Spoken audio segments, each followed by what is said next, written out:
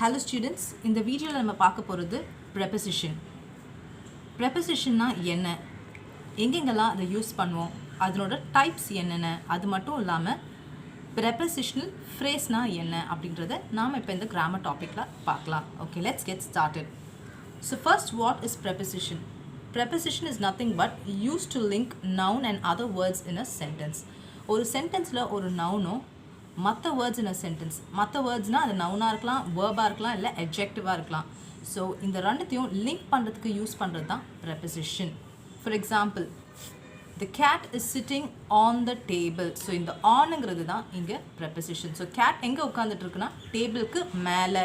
அந்த மேலேன்ற வார்த்தை எப்படி வருதுன்னு பார்த்தீங்கன்னா ஆன். ஸோ இந்த ரெண்டு வார்த்தையும் கனெக்ட் பண்ணுற preposition. ஓகே, இதனோட டைப்ஸ் என்னென்னு பார்த்தீங்கன்னா 3 different types are there.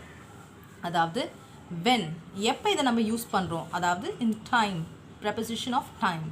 in which direction, எங்கெங்கெல்லாம் யூஸ் பண்ணுறோம், where, preposition of place. So when அப்படின்னா டைம்னு சொல்கிறோம். ஸோ டைம்னா in, on, at, before, after இந்த மாதிரி வேர்ட்ஸ் எல்லாம் யூஸ் பண்ணலாம்.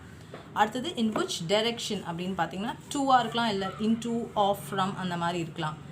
where அப்படின்னா preposition of place, எங்கே, under, above, in, on, at. Okay, so இப்போ நம்ம எக்ஸாம்பிள்ஸ் ஒவ்வொன்றுத்துக்கும் பார்க்கலாம். First example, it gets cold at night. So atங்கிறது இங்கே preposition. Next, the dog is under the table. Dog எங்கே இருக்குது, டேபிள் கிட்ட இருக்குது. ஆனால் டேபிள் மேலே இருக்கா, உள்ளே இருக்கா, கீழே இருக்கா அப்படிங்கிறத prepositional word under வந்து குறிப்பிடுது. he went to London last week. அவன் லண்டனுக்கு போனான். ஸோ எங்கே போனால் லண்டன், டூ லண்டன்ஸ். இந்த டூ தான் இந்த prepositional word. My birthday falls in January. நம்ம பர்த்டே, என்னோட பர்த்டே எப்போ வருதுன்னு கேட்டிங்கன்னா இன் ஜான்வரி. இன்னுங்கிறது தான் இங்கே preposition. The books are on the table. Books டேபிளில் எங்கே இருக்குன்னா டேபிளுக்கு மேலே இருக்குது. அந்த வார்த்தை தான் இங்கே on. So that's the preposition. we went up the hill. So அப்புங்கிறது இங்கே preposition. ஸோ prepositionனா என்னன்னு புரிஞ்சிருக்கோம்.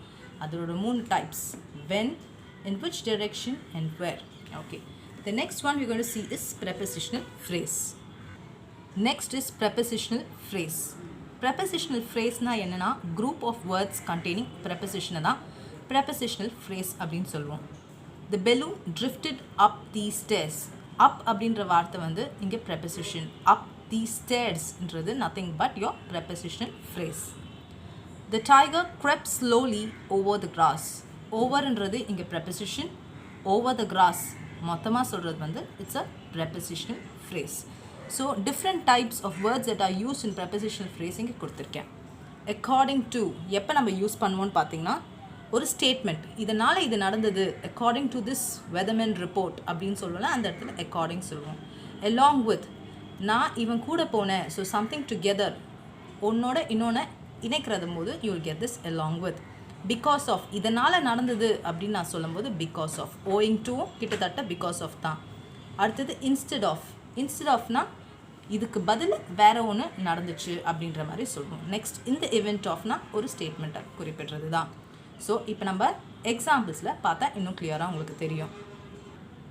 நெக்ஸ்ட், உங்கள் டெக்ஸ்ட் புக்கில் இருக்க ஃபியூ எக்ஸாம்பிள்ஸை மட்டும் நான் காமிச்சிருக்கேன். ஸோ இந்த prepositional phrase எங்கெங்கெல்லாம் யூஸ் ஆகுது. The first one, according to.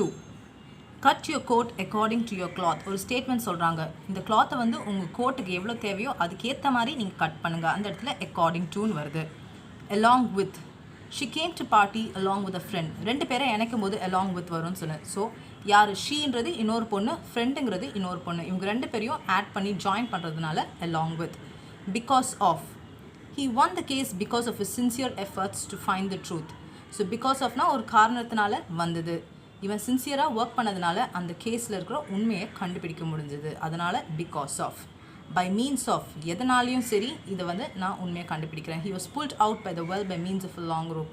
So ஒரு பெரிய ரோப் மூலியமாக அவனை கிணத்துக்குள்ளேருந்து நான் வெளியில் எடுத்துட்டேன். டியூ டு, இதனால். Kamal was refused hall ticket due to lack of attendance. அதாவது அட்டெண்டன்ஸ் வந்து கம்மியாக இருந்ததுனால அவனை வந்து ஹால் டிக்கெட்டு கொடுக்க மறந்துட்டாங்க. in spite of facing hardships he gave money to his friend. அதாவது நான் கஷ்டப்பட்டாலும் பரவாயில்ல, இருந்தாலும் நான் என் ஃப்ரெண்டுக்கு காசு கொடுக்குறேன்.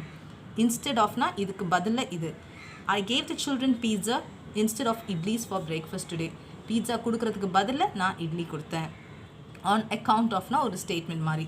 he got a promotion on account of his hard work பண்ணதுனால இவனுக்கு ப்ரமோஷன் கிடச்சிது. in case of any emergency dial 100 to call the police with reference to. he gave details to the police with reference to his complaint regarding the theft.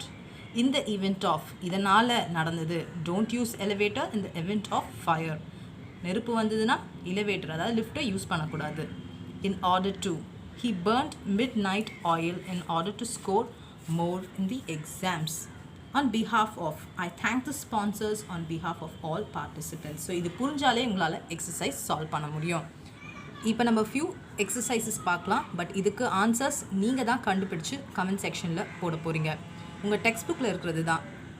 So 1லேருந்து 9 வரைக்கும் questions இருக்குது and ஆப்ஷன்ஸும் அதுலேயே இருக்குது. நான் ஆன்சர்ஸை மட்டும் height பண்ணி வச்சுருக்கேன். So 1லேருந்து 9க்கு என்னென்ன answers வரும்ன்ட்டு comment செக்ஷனில் நீங்கள் கமெண்ட் பண்ணணும். Okay, if you have any doubts நீங்கள் கமெண்ட் செக்ஷனில் சொல்லுங்கள். I'll get the answers posted for you. Okay, thank you students.